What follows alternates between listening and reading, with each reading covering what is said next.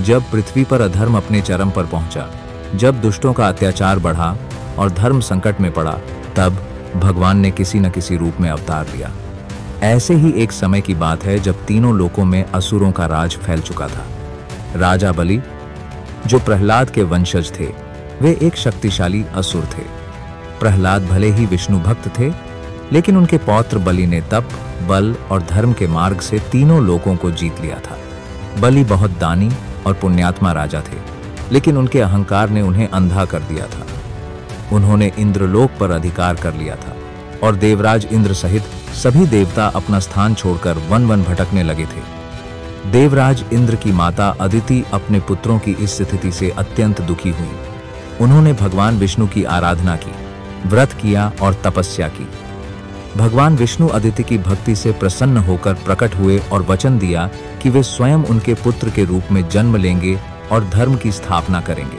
कुछ समय पश्चात वामन रूप में भगवान विष्णु अदिति के गर्भ से प्रकट हुए।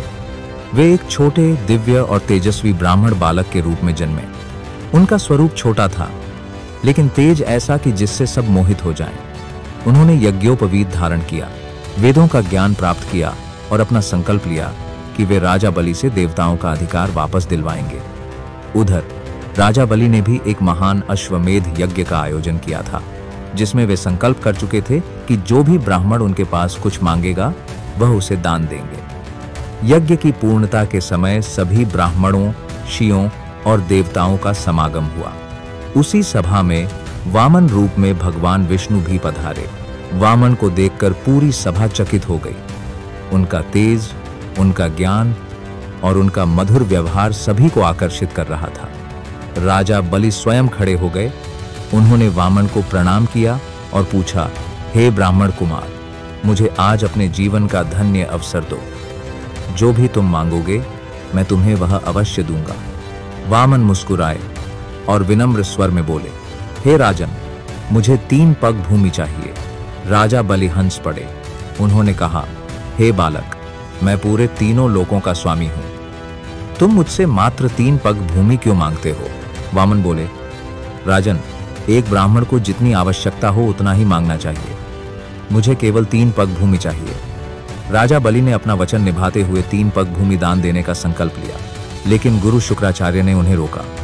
उन्होंने कहा, यह कोई साधारण ब्राह्मण नहीं है, यह स्वयं भगवान विष्णु है।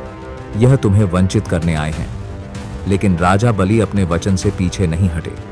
उन्होंने कहा, यदि स्वयं भगवान भी मुझसे कुछ मांगने आए हैं, तो यह मेरे पुण्यों का फल है।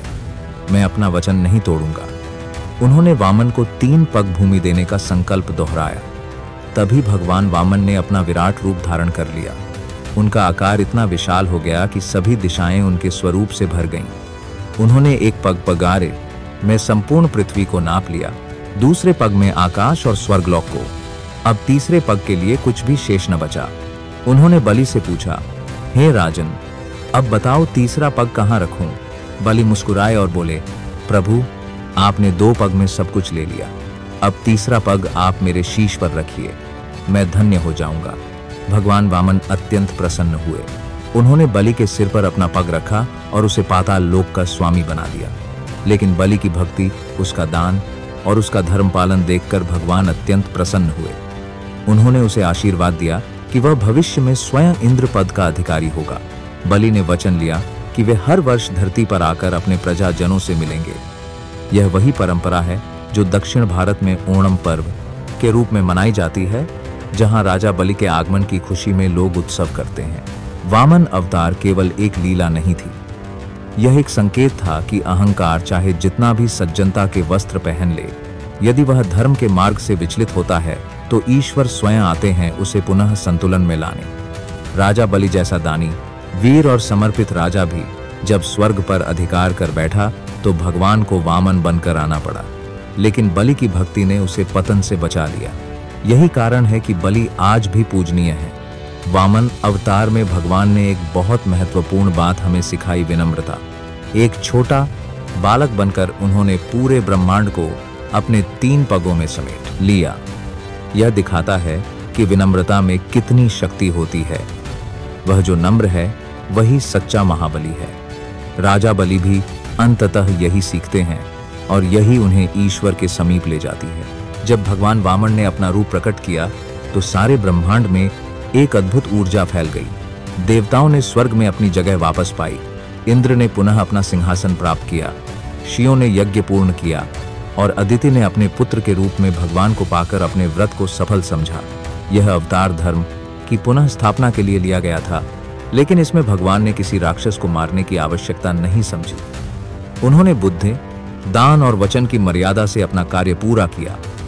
यही कारण है कि वामन अवतार को बुद्धिमत्ता और मर्यादा का प्रतीक माना जाता है। इस अवतार की स्मृति में आज भी व्रत, पूजन और कथाएं होती हैं। भक्त भगवान वामन को पूजते हैं और राजा बलि की दानशीलता को प्रणाम करते हैं। भगवान ने दिखा दिया कि अधर्म का अंत केवल युद्ध से नहीं होता। कभी कभी एक मुस्कान, एक वचन और एक छोटी सी चाल भी धर्म की स्थापना कर सकती है। वामन के 3 पगों में सिमट गया संपूर्ण ब्रह्मांड और स्थापित हो गया धर्म का नया युग। इस प्रकार विष्णु के वामन स्वरूप ने न केवल 3 पगों में तीनों लोगों को नापा, बल्कि एक अहंकारी राजा को विनम्रता का पाठ पढ़ाया, उसे मोक्ष का अधिकारी भी बना दिया। यह कथा केवल एक असुर के पतन की नहीं, एक भक्त के उद्धार की भी है। यह कथा बताती है कि जब मनुष्य का अभिमान सीमाएं लांघने लगे, तब ईश्वर स्वयं वामन बनकर आते हैं, छोटा रूप धारण कर बड़े कार्य करते हैं। जीवन में जब जब हमें लगता है कि हमारे पास सब कुछ है, सत्ता, वैभव, बल, यश, तब हमें याद रखना चाहिए कि वह ईश्वर जिसे हम तुच्छ समझते हैं, उसी का एक पग हमें धरती से आकाश तक गिरा सकता है। वामन केवल एक अवतार नहीं थे, वे चेतावनी थे उस अहंकार के लिए जो हमें दिव्यता से दूर करता है। तो प्रिय श्रोताओं, यदि यह कथा आपके हृदय को स्पर्श कर गई हो तो इसे अपने अपनों तक पहुंचाएं, क्योंकि धर्म की बातें जितनी बांटी जाती हैं, उतना ही यह संसार उज्जवल होता जाता है। आपका समय, आपकी श्रद्धा और आपकी उपस्थिति तीनों के लिए कोटिशः धन्यवाद। ईश्वर आपको ज्ञान, भक्ति और विनम्रता के मार्ग पर आगे बढ़ाता रहे। विष्णु भगवान के चरणों में बारंबार प्रणाम। जय श्री वामन देव, जय श्री हरि।